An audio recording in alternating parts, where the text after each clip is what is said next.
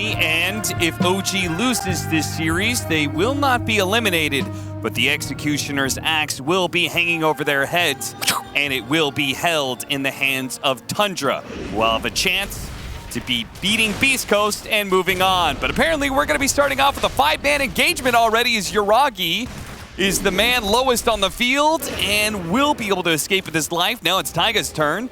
See if he can get away. Nope. The final hits are going to come in, and Quinn is the one to score the first blood, and Yuragi still trying to get away from these axes. 5-man into Decay. That's a tough fight. Decay plus axes on the ramp. Even tougher. 24 Decay stacks for Celery. That's a lot before you even start the lane. This is something that you just straight up, you just know what a team has been doing in their early smokes. Some of these teams have been experimenting with the 5-man smoke into the opposing triangle. They're going to get 4 runes. Oh, no. On top of first blood for Quinn. All right, BZM, just call it. You're not winning this lane. Good luck, my man. Just accept that fact and play for whatever you can get. I feel like it's already been difficult for a lot of teams to outlane gaming at this tournament. And now you're putting yourself in a position where you're down 1,000 gold going into all 3 of them. Very tough situation to get out of. We'll see if they can pull it off. I do like this OG draft. I feel like it's in their wheelhouse. A lot of comfort picks. The side lanes have good synergy. Tinker pick is pretty good versus the Morphling and Beast in the scale department. Yeah, you have Quinn Leshrac, but Lesh doesn't necessarily have a good matchup in a Tinker until you get the second, third item. But like the panel's talking about, I think if Quinn does get to Bloodstone, Blink, maybe even a later Yules this game, I think it's a really good Yules game. And versus Tinker, that's always just a freebie. Sure. Then I think he becomes a problem for the OG lineup to deal with. So it's kind of a race to get there. And of course, when you give him first blood and 4 runes, you are starting off that race with a leg tied behind your back. That's a great way to describe it. Yeah, 1,000 net worth lead already for Gaming Gladiators. Celery managed to score another round of Decay on 2 heroes. They can get tied fat in this game. It can be a problem for gaming. In terms of sitting where the Beast wants to go, getting into a team fight with Snapfire Kisses coming in on top, just being a nuisance with the minus armor too, to let Slark go in with auras. I feel that DM is really pivotal to a lot of OG's game here, installing the map, most importantly, so that Tinker and Slark can get online. So if he gets shut down on lane by this strong Undying, he doesn't have Ancient Stacks to fall back on, the game accelerates, then he just becomes food for Leshrac. You know what they say. Feed the fishes. Food for the fishes. There's some saying there. We'll play it. I don't know what they say. Together I was asking you, do you know what they say? No, I do not. Well, okay then. Isn't he becoming the fish food? Or maybe he's the food that is fish. Give a man MMR, he'll be happy for a day. Teach a man how to win MMR, and you'll ruin his entire life. Yeah, he'll be depressed. Wonder why did I ever get into this godforsaken game? Well, maybe OG are wondering why they're in this game, because right now they're losing 3 lanes, and DM is not having a fun time. He's getting a hell of a lot of regen burned. He is approaching negative GPM territory. 4 CS. Count it, make it 5. Jewel Strike first blood though. Okay. Well, not first blood because they gave it away at the runes, but emotional first blood. The first blood of the laning phase. Radiant's top tower is under attack. Feels good. This Slark Ancient lane did work for OG versus Beast in the other round. And they really played that lane well. Got 3 early kills for Yuragi. Already they're behind that benchmark, but again, that was a high benchmark. You can even get close to that. I think you're going to be happy with the early Slark pick, what he can provide in this game with Depth Shroud save, being annoying for the Mirana Beast Vision. And if you can get to Mage Slayer, that negates a lot of the Leshrac damage in the fight as well. What if you could have multiple first bloods in a game? Well, then it wouldn't be first blood, would it? Oh, even like the first blood after 5 minutes? You know? First blood after 15 minutes? You know, sort of like a laning phase, early game, mid game, first blood. Just totally arbitrary times for it. Well, I sincerely hope you did not give Valve feedback for the next patch. when the patch notes come out, and that's in there. Yeah, we've had one first blood. You're But what about seconds? all going to think I'm a goddamn genius. I don't think anybody thinks that. I don't think you have to worry about that one, Cap. You've got that one on lock. DM's going to start cutting. That is how rough this lane has been. You can't fight that Undying. Nope. And you can't fight Quinn with a free bottle. And you can't fight Tofu. Okay. All 3 lanes in trouble for OG as Yuragi loses his courier on top of it. I mean, Quinn is so far ahead already. It's goddamn ridiculous. He's ahead in CS, he's ahead in Denies, he's ahead in First Blood, he's ahead in Runes. He's a full, almost 2 levels ahead of BZM here. Yikes. Yuragi's going to turn this around. They need it. Need a kill real bad. They'll get it. Yuragi will not die. What was it? Oh, was it? I thought that one hit was maybe going to kill him, and then he got a second hit in, and that didn't kill him either. Either way, gets the kill on the Beastmaster and gets out. This Slark lane doing work for OG again. Very comfortable with this setup, making it work 2 times in a row. What do you think about Slark going like some sort of early game build, like the Echo Saber build? Echo Saber like Aghanims or something like that? He's going to go Diffusal here. Pretty much equally as fast. Will exert some early pressure. I think they're going to need it because their other lanes are going to be behind. Yeah, you got to create some little bit of time and space to work with for the Tinker, right? Because Tinker is kind of your actual carry in some ways, right? We did see BZM pop off in some of those, where he just destroyed the early game. Yep. I just think what happened in the first 2 minutes, he's not set up to do that. And what that means as a consequence is, yeah, you're going to have to play a slower game and kind of protect him. Does get a haste rune. Taiga gets away. Tombstone laid out in the high ground. Quinn can keep chasing him down, perhaps. This side, it's not worth it. What about our ancient stacks? That's a good way to get BZM back into the game. Do we have any? No. Sag. Okay. No plan B. Stop making suggestions. It's not working out. Let me tell you, there's only one Slark build faster than Diffusal. Yeah, what's that? That is the patented Eternal Envy Pipe Slark. Oh my god. Quite a fearsome beast. Quinn gets a kills are all over the place here. Yeah, that was the gank with the Ench Creep too, and your haste rune. He's going to try and finish him off on the backside. Does have this nice hill ward. He does. He spotted Quinn for a second there. Salving up. Doesn't Time's have limited. the vision on him in this corner. He's going to cut down the tree, It's finds not him, enough. but it's not enough damage. That's costly regen-wise. Ooh, it is.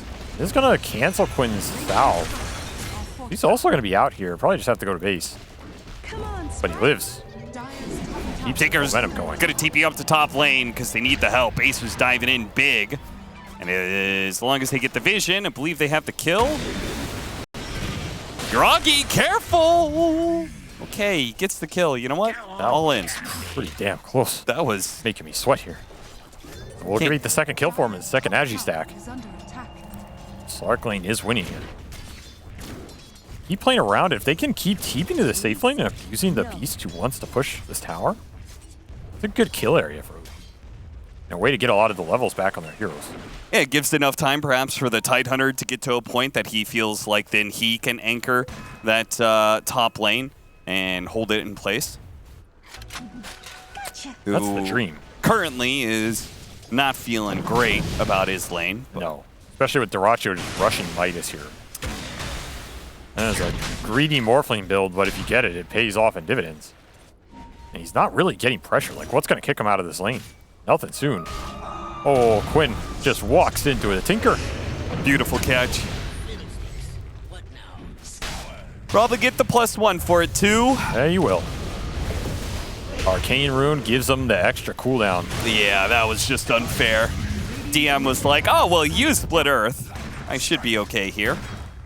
Incorrect. Arrow's going to go into the creep. That's what he wanted. The Centaur. Quinn's even checking their triangle right here. Just giving it a little peek. Seeing if there's any stacks for that Tidehunter. Of course there aren't. Whereas meanwhile, Gaming getting some of their own. They get scouted here by OG, so the reverse scout. That reverse Uno card. There's a small little ancient stack. BZM cannot get caught here. Needs to be able to hold on to this tower. Super important. Quinn's going to try and run him down with the Tumbler Toy. Turns around, goes for the kill on Taiga instead. Yuragi. He holds him in with a pounce. A lot of damage, but a lot of heal from the Soul Rip. That's enough to keep Quinn alive for now. Prancing along, and damage will not come fast enough. Tofu probably doesn't die to this missile. And there's no follow-up after that. It's dangerous diving these early towers versus Tinker, even though BZM's a little underleveled. There's still a lot of damage you have to respect. I'm surprised he got out of there with everybody. Free up a little space for DM, but I don't know if he feels good just sitting down here trading farm against what's going to be Midas Morphling coming out. This is kind of the period where you'd like Tinker to be going to the side lanes, making the action happen, getting favorable skirmishes. The one upside for OG right now is Yuragi gets to stay top, and Ace has been forced to this lower jungle, not been able to pressure that tower. So Gaming Gladiators are not accelerating the map through objectives right now. They're just out farming you. But if you can get the good tower fights like we talked about, that's where OG's lineup thrives. So the tower's being up. Gets a thumbs up from me. Okay. And now you got some stack clear. This is where you wish you had March of the Machines. God, what a terrible hero he was. He is. I mean, he still is, but he was so much worse when he had March of the Machines. God, that hero was so annoying. I bet you gets it, though. I bet you. A nice little sound effect. Spell was a pretty satisfying spell. Split Earth into Arrow from invisibility. Really well executed gank by Gaming Gladiators that catches Hiraki unaware. And while they could not keep the pressure on that mid tower like they wanted to, instead they'll go for top. Primal Roar, never mind. Leshrac is going to join in on this second kill. Now in the mid lane. And then running right back up to top, apparently. Quinn's just everywhere. Already having another tremendous game to add to the list. 6-0 and 2 on Lesh, pushing the towers, whereas Ace is taking more of a defensive role in this game almost. Just farming it up, getting to his timings. The Lesh is the one pushing you here and kicking Yuragi out of the safe lane. Second round. Dancing away from the stuns. Arrow and Split Earth miss. Quinn's out of mana. Reinforcements are now here. Now they're running into a tombstone. The kisses can do a lot of damage, but probably not enough. Missile, almost. Still not enough. Heat-seeking missile can't do it. Chew can't catch point up. Booster. Just a product of how good his early game was. He has extra tank ability, baits it all out. A lot of space for his other two cores. I mean, imagine the roles are reversed, right? If BZM's in his position, all these little fights are going to look so much different for OG. For sure. This is why the lanes matter. They improve your probability to win by a considerable percent. Sounds like a helpful Dota2 tooltip right there. Don't lose lanes. That's what Bulba told me for years. Look at him now. At the top. Living the penthouse life. Top of NA, anyway. It's the top of something. Slow down. Oh, he accounted for the cookie. Still hit the Split Earth. Good prediction by Quinn, but just a support pickoff, not that big of a deal. Again, as long as OG, when they go for these kind of plays, don't overextend so much that they end up losing a tower for it. You just want to keep your resources high on the map. Yeah. They're able to respond to this Lesh and the Beastmaster push when it comes. Because it's coming soon. Like, Ace is just farming up jungle stacks. Recovering, accelerating, whatever you want to call it. He's going to have an HOD, Hammer the Overlord, pretty fast this game. It might not even be the tier 1s that Gaming look to at that point. It just could be Roshan. Morphling coming in with Mask, Morbid Mask build. He has the lifesteal. You're going to have Vlad's built in. A lot of efficient right click. And a lot more farm. There's just so many stacks. Building up and up and up.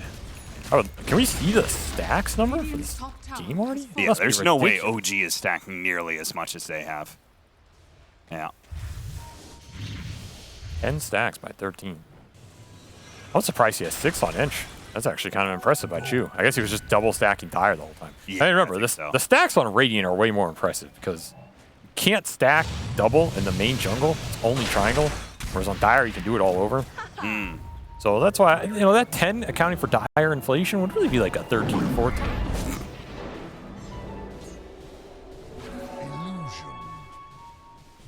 Radiant's bottom tower is under attack.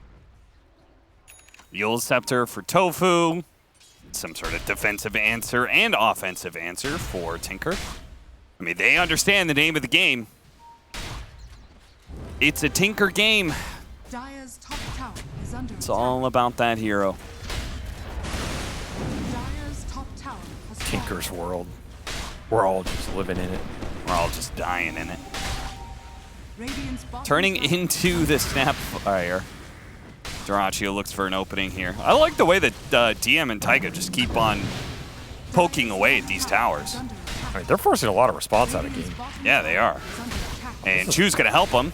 A lot of time that you're not pressuring the Tinker and that Yuragi's continuing to farm. While Right. Gaming have a dominant position. Does get the Midas on the creep. Does indeed. This little freebie. However, this Radiant's is Bloodstone bottom completed for tower is Quinn. under attack. And this is usually where they want to get really active with this Lashrak. Start to push the tempo, push into the enemy areas. Get rid of this tier 1 mid that's been plaguing you on a lot of these moves. Radiant structures are fortified. I would look for a gaming collapse pretty soon, probably off of a Moonlight Shadow. So you need detection ready as well if you're OG. Yeah, they don't really have that much out there on the field.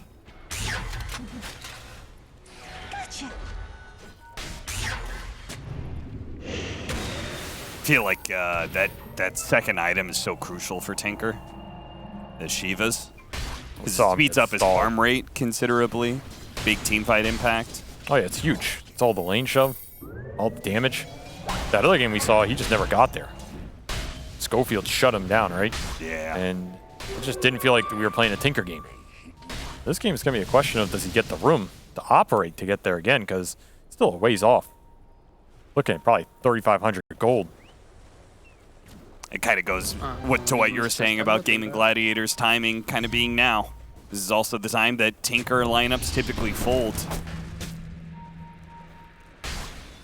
I'm a little surprised Gaming haven't grouped up more. At least with between the Beast and Lesh. Going for these early tier 1s more. Gotta be careful of that Bloodstone. The kisses, he's too close. Tofu will silence that play. Echo Saber is online for the Slark. We also have a mech on the side of Game and Gladiators, though. So big team fight item.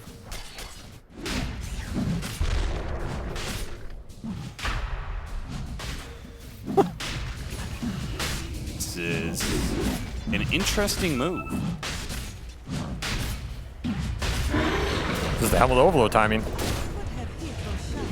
Non-contested. That's a big Tide Hunter Snapfire team fight just going to waste here. Yes, it is. I mean, considering the power that they have around the pit, Gaming Gladiators just boldly going into it like that. The thing is, do you have the damage to fight the 5-on-5? I don't think you do. Between Helm of the Overlord, Golem HP Aura, plus a mech on Celery, then you have Undying boosting his own HP with Flesh Golem. Quinn has Bloodstone heal you're going to have to fight through with limited stuns. You have Vlad's built in. The Morphling can morph that 10,000 bazillion HP. Like, do you have damage to throw into this ball right now? I feel like maybe you just go high ground early in this game if you're gaming. You have the sustain to do it. There's Tinker outspam, but every time you bring Tinker back to base and he's rocketing you, he's not farming the map. So I don't even know if that feels bad this early in the game. Nonetheless, they're going to just smoke, try and get the catch. Moonlight Shadow, always helpful. Run into the Enchantress first.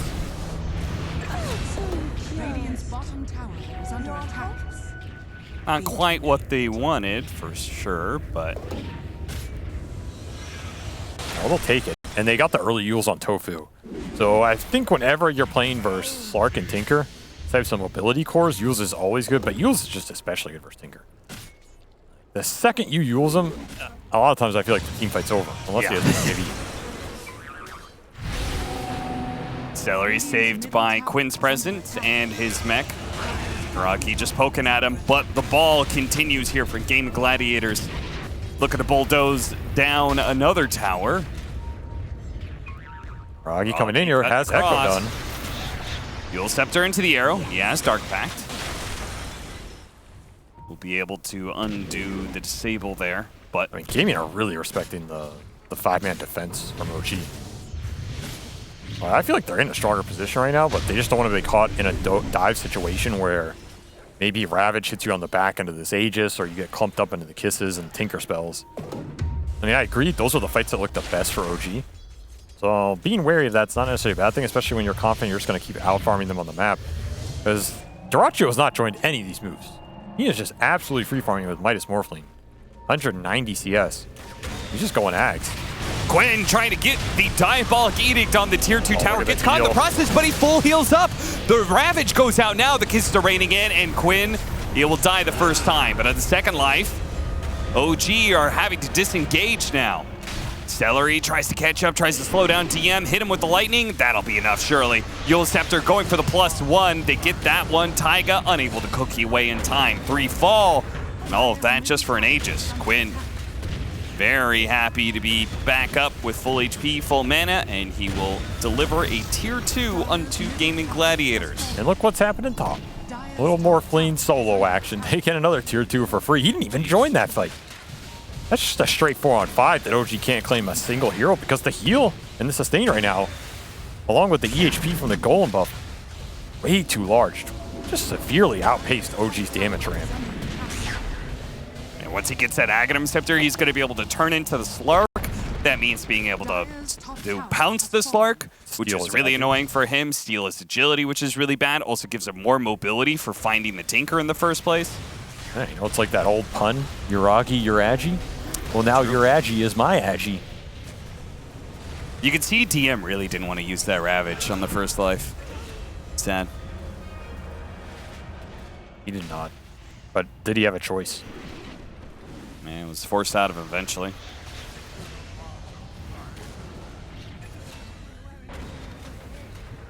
Just feels like another classic gaming lineup at the Snowball. Yeah, they win the lanes hard enough that you can't really contest the early damage power spikes, and then just rolling through the objectives in the 5-man. The itemization is pretty much correct for everybody here. Just lining up perfectly. Like, the fact that Tofu went to Eul's means you don't have to get it on the Lesh either, which is what I was thinking. Oh, so this is just better, right? He can just leap in, find the Tinker, get a Eul's, and then Quinn just runs in with extra tank ability because he didn't have to buy some garbage Eul's on Lesh. Now he just gets Kaya into bots straight into BKB. He's super fast, can gap close in the fights insanely well, and can just ramp even faster on the map. Smoke is going to run into Taiga. And Quinn speeding along to find another kill. That'll be Chu. The pipe, he delays it. He will fall all the same. 17-4. Slark on Slark. Yes, there it is. The Slark on Slark, the pounce on pounce. Try to catch him, wait for him forward. Uragi still going to be caught though, as he can't really hide away in the trees, and he can't outrun Gaming Gladiators either. So much mobility. Double Ags pounce, plus Hurricane Plague, plus Waveform. Just better Slark. Yep. Map has closed very fast for OG here. You can split pusher with Tinker. EZM's still approaching that Shiva's. But the catch is going to ramp up here too with that bots on Leshrac. You can join any of the beast ganks. Join any of these lanes that maybe Dyrachyo sets up on. Synchronized leaping. Next New Olympic sport. Yeah. We think alike. I didn't know you kept the permanent agility when you turn into the Slark. That's cool. Oh yeah, it's permanent. That's true. The name isn't impermanent. Come on, Cap, agility. Use your brain. Or temporary agility. I'm just saying. That's why I made the joke, your Agi is now my Agi. You didn't appreciate that. You're right. The joke just went over my head. DM blocks the arrow for his supports, but cannot kill anything. 4 kills for OG. When was the last kill they got? Name it. 11 minutes? Yeah, who killed who? You can't ask me to remember that far back. 12 whole minutes ago. Who was it, actually? I don't remember. Who was gonna it? find it. Slark killed Beastmaster? There's definitely one after that. Chu killed Marana. That was close to when I said it, right? Yeah. So I had it mostly right. Chu killed Marana. That's what it was. Boy, Doesn't that is actually a show very... I mean, that's exactly 11. I think we get it. That is an extremely unexciting and dull kill they last had. Yeah, but they have Ags on Yuragi now. So now he can match the Morphling. And they have Shivas on BZM. So some damage. Not to mention Blink on DM. Blink, Ravage, Initiation. Can you get the burst off of it? That's what OG are looking for. Ooh, if they could be able to burst down somebody important like the Leshrac or the Morphling, could be OG's opportunity to be able to turn around what has been a very rough game for them so far. Pretty much just have one shot at it. Game of Gladiators. Barreling up the high ground. Gonna surprise OG with their speed. Catch Taiga. Run him over. And the rest of OG disperse.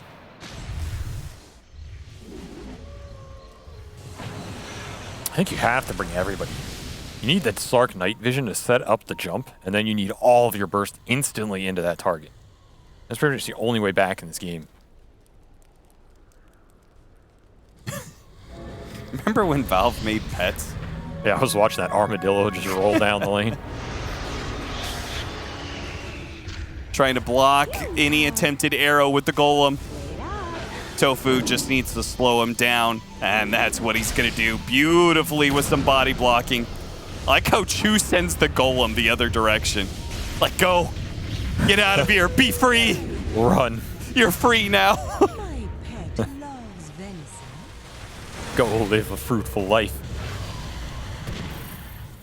Tell me of the love you find. Remember me.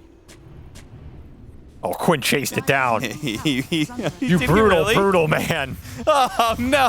Why? And his children. Oh, he had a family. He just wanted to live life. Got you and your little doggy, too. Oh, no. So the servant doth follow his master. Quinn has no mercy for anything in this game. It's what the golem would have wanted. Is it? Is it? No, no, it's not. Just like the great pharaohs of Egypt. Your servants joined them. What? Did you know that? They died. That's what? it. The servants that were under the pharaoh would be buried alongside him. Yeah, I know that, but like, where did that comparison come from? You said what, I don't CM even got remember caught? what you said. You said servant and master. That's true. Yeah, so it came from you. I learned it from you, Dad. Not good enough, son. This game is not good enough. No, it's not good enough for OG. Big Daddy No Tail, not happy with his children here. 20k gold lead. BKB's up. I mean, I don't even feel like we can identify. It's just lanes. It's just lanes. Like, yeah, maybe, Gaming are really good at snowballing off lanes. So if you give them that much of an early lead, they're just going to run away with it. They're going to hit the ores. They're not going to make many mistakes. Your lineup on OG isn't fast enough to punish when you fall behind early. It doesn't in the mid game, but by the time you're there, you're too far behind to get that punish. Like, Enchantress doesn't have a core you can play with. It's Tidehunter, Tinker. These are heroes that play around tower defenses. Tyga just sends his stunned ally into battle. I'll see you in Valhalla. Witness me. But yeah, I mean, you can't really pin this on any one person on OG. It literally just seems like a total outclass from the laning phase. Just better team play. Would you say that they were not favored draft-wise in their lanes? Like,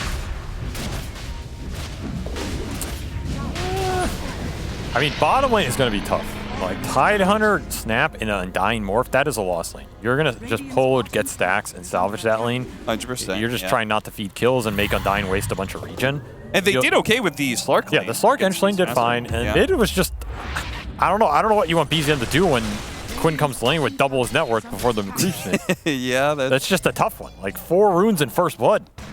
Sometimes that just wins you games, and this game, I'm not going to say it 100% won it, but it didn't do OG any favors. And like I said, their lineup's just not good when it falls behind early because by the time you lose these tier 1s, you lose so much of your area to fight on with these heroes. Between the Tide trying to get to an early pipe and Tinker wanting to fight around the towers with Blink, you just lose so much of that comeback potential because now you're just fighting in open areas where GG are going to run you around in circles. Oh, there's the Ravage on 3. Is it enough? They can kill one support, maybe a second one. DM's going to be run down by the Leshrac. Got to get a cookie, got to get him out of here, but he's trapped in by the Pounce. His own Pounce is going to be his undoing as Yuragi is going to be run down, trying to get out, but the Pounce follows him again. Disgusting mobility by Dyrachyo. Not fair. That was a great Ravage, though, from DM. To find that angle, find the flank. They're going to get the Aegis. 3 down for GG. You're going to have to respawn while they're claiming the racks. Get some good damage in. Force Dyrachyo to not run away. Instead, he goes in. He's really not afraid of them. Now that one, Quinn still has full resources, and he just took your racks. I think Gaming are pretty happy with that outcome, all things said. Though maybe a good lesson in why you can never count somebody out. That was a nice flank maneuver from OG, getting a really good Ravage into double support burst. And you pretty much can't ask for more here. Wouldn't that be a good lesson in that you can count them out? Because they did about as best as they could possibly do and still lost. But imagine they weren't this far behind. That could have been a fatal mistake. Yeah, but all I'm getting out of this is if you're a certain number behind, you can't come back. One tombstone has been killed, Calf. What do you think about that stat? That's a great stat. Who got it? The Slark got it. Good for him. I mean, yeah. I mean, what point are you trying to make, right? If you're Omega far behind in Dota, then nothing you do works. Yeah, I mean, yeah. You're 30K behind. What I'm saying is that's completely contrary to what you But said, Gaming though. weren't expecting that move. They caught him slipping. Can't catch him slipping. All right, no Ravage for 30. Can't make that move again. They caught him off guard, despite how far behind they were. And that's going to be Megas. Oh, where are you leaping? Dyrachyo's just going to fight them like he did last time while his team takes the buildings, and they did that, so now he retreats. Now he goes back in. Now he retreats. Now he goes back in. Goes for the Slark. Can they get a Pounce out of here? Force staff cookie gets him out. Chew gets caught by the Pounce instead. Oh, hit him with the Ravage. They're going to get him. Okay. Oh, no, buyback. Go end. Go end, indeed. This is your time to strike. You've got 75 seconds to get through a tier 2, a tier 3, 2 tier 4s, and a throne. I mean, OG were practicing those base races. That's true. Time for that dash. What were they? Dash Rap God? Tsunami was talking about? Well, I wish you had cheats enabled. Oh, PZM got the BKB in this game.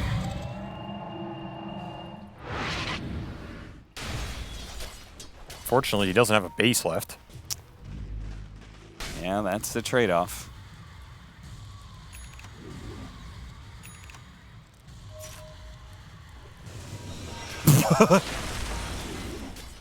One of those is not like the other. Jesus. He did 8,000, 10,000 damage in the space of 2 minutes? I'm amazed. That is what we call a drastic change in trajectory. I believe it's the professional term. Wow, thank you. No problem. That's why I'm here. That and lower. That's your history. Now that we have a brief pause. Would you like to hear about the Great Kobold Rebellion? Oh my God, there is one of those? That's right. Why don't we have any Kobold heroes? The Great Kobold Rebellion, led by Rix. And do you know who stood against the Kobolds fighting for their rights? The poor Kobold farmers. Commander. Actually, no, it wasn't Kobold. It was Vools. I tricked you. Oh.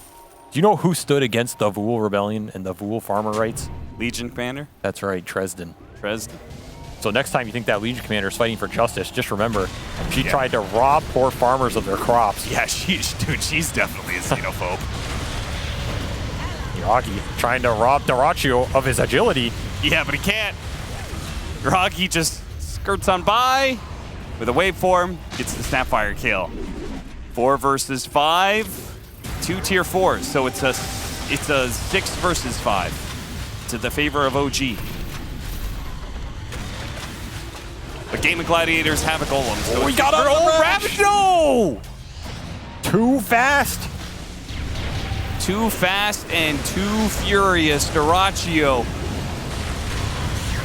dancing around, outplaying OG, who are just bewildered at this point and decide to call it as they should. Oh, look at that. It's a Vool Rebellion, not a Kobold Rebellion. I tricked you. Now you're falling for the wrong history.